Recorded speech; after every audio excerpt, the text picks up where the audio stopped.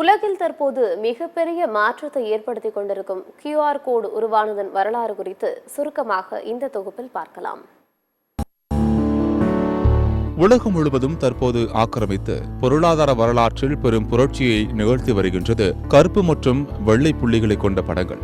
இந்த கருப்பு மற்றும் வெள்ளை புள்ளி படங்கள் தற்போது அனைத்து விதமான பயன்பாட்டிற்கு வந்துள்ளது.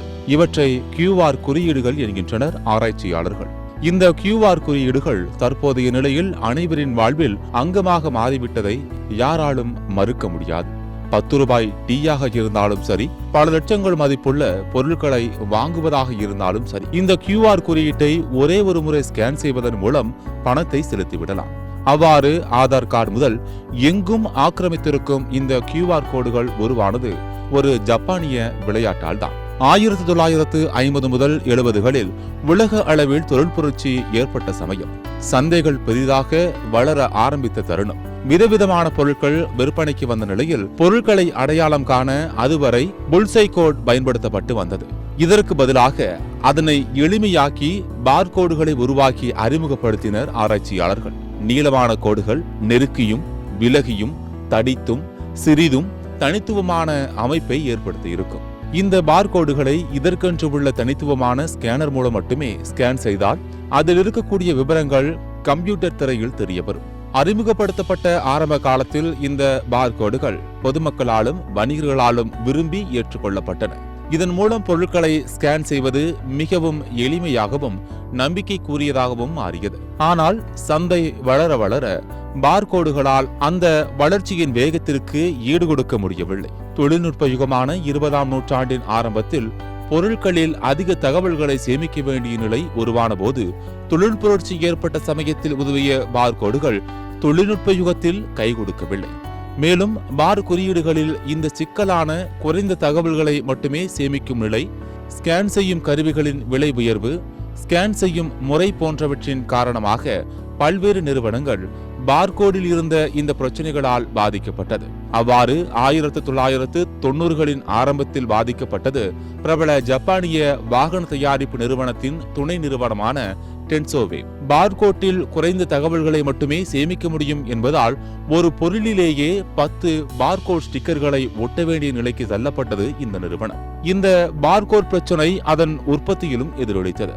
இந்நிலையில் பார்கோடுகளுக்கு மாற்றாக என்ன செய்வது என்று யோசித்துக் கொண்டிருந்தது இந்த நிறுவனம். இந்நிலையில் டென்சோவில் வேலை செய்த மசஹிரோ ஹரா என்ற பணியாளர் ஒரு நாள் ஓய்வு நேரத்தில் கோ என்ற ஜப்பானிய விளையாட்டை விளையாடி கொண்டிருந்தார். 19க்கு 19 என கட்டங்களுக்குள் வெள்ளை கருப்பு காய்களை நகர்த்தி விளையாடும் விளையாட்டு அது. இதை விளையாடும் போதுதான் செங்குத்தான பார்கோடுகளுக்கு பதிலாக கட்டம் கட்டமான வடிவத்தை பயன்படுத்தினால் அதிக அளவில் தகவல்களை சேமித்து வழங்க முடியும் என சிந்தனை அவருக்கு வந்துள்ளது. இதை அவரது குழுவுடன் பகிர்ந்து கொண்டார் மசஹிரோ ஹரா. இதனைத் தொடர்ந்து அதற்கான முயற்சியில் இறங்கியது அவரது குழுவினர்.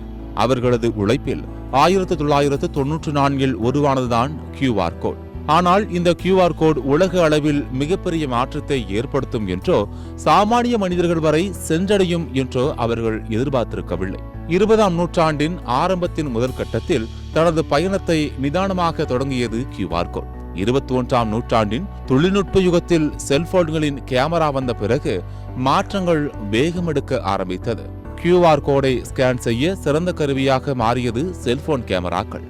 ஜப்பானின் ஷார்ப் என்ற செல்போன் நிறுவனம் தான் முதலாக QR கோடை ஸ்கேன் செய்யும் தொழில்நுட்பத்தை செல்போனில் கொண்டு வந்தது. 2010 முதல் QR தொழில்நுட்பம் வளர்ந்து வந்தாலும் 2020ஆம் ஆண்டு கொரோனா தொற்றின் போது இது மின்னல் வேகத்தில் அனைவரிடமும் போய் சேர்ந்தது. தொற்று காரணமாக சமூக இடைவெளி, தொடுவது தொடர்பான கட்டுப்பாடுகள் காரணமாக ரூபாய் தாளை தொடாமலேயே பண பரிவர்த்தனையை மேற்கொள்ள, ஹோட்டலில் எதையும் தொடாமலேயே மெனுவை தெரிந்து கொள்ள, மெட்ரோவில் டிக்கெட் வாங்க என எல்லாமே QR கோட் மயமானது. பல வகைகளில் தேவைக்கு தகுந்தாற் போல QR கோடானது வெளியாகி புழக்கத்தில் உள்ளது. தற்போது எல்லோருடைய கையிலும் QR கோட் ஸ்கேன் செய்யும் கருவியான செல்போனை வைத்துள்ளனர். தொற்றுநோய் பரவல் முற்றிலும் முடிந்துவிட்ட நிலையிலும் பாதுகாப்பு மற்றும் சில்லறை பிரச்சனைகளை தவிர்க்க என பல்வேறு காரணங்களால் அனைவரையும் டிஜிட்டல் யுகத்தில் தனது பிடியில் வைத்துள்ளது இந்த கருப்பு வெள்ளை புள்ளிகளால் ஆன படங்கள்.